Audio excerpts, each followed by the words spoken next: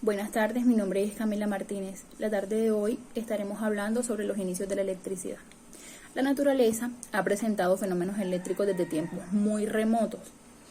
Fue aproximadamente en el año 600 a.C. cuando Tales de Mileto descubrió las propiedades del ámbar. Este material, que al ponerse en contacto con la lana era capaz de atraer objetos pequeños. Al poco tiempo se descubre que al frotar dos varillas de ámbar, éstas se repelían totalmente.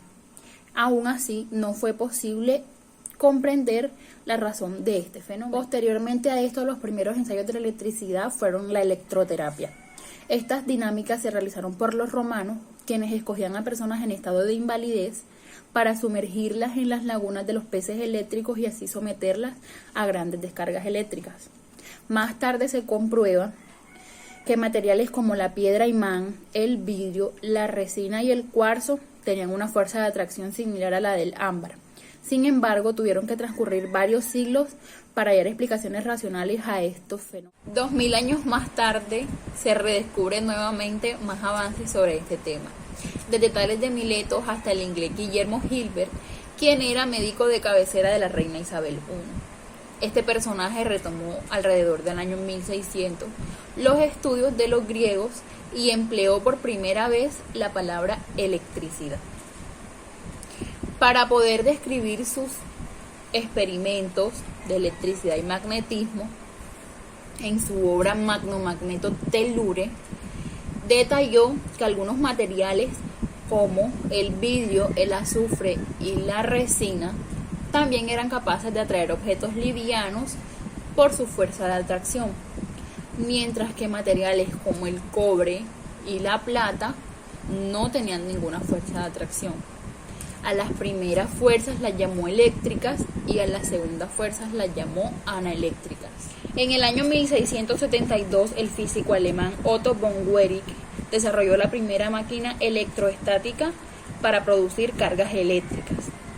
Esta máquina consistía de una esfera de azufre que podía hacerse girar con una mano y podía frotar con la otra.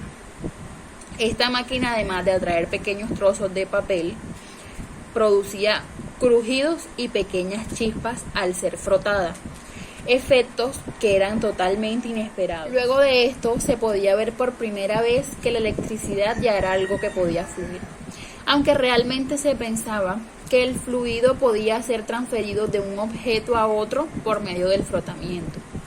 Luego, a finales del año 1673, el francés Francois de Cisterna y Dufay identificó la existencia de dos tipos de cargas eléctricas, una carga negativa y la otra carga positiva.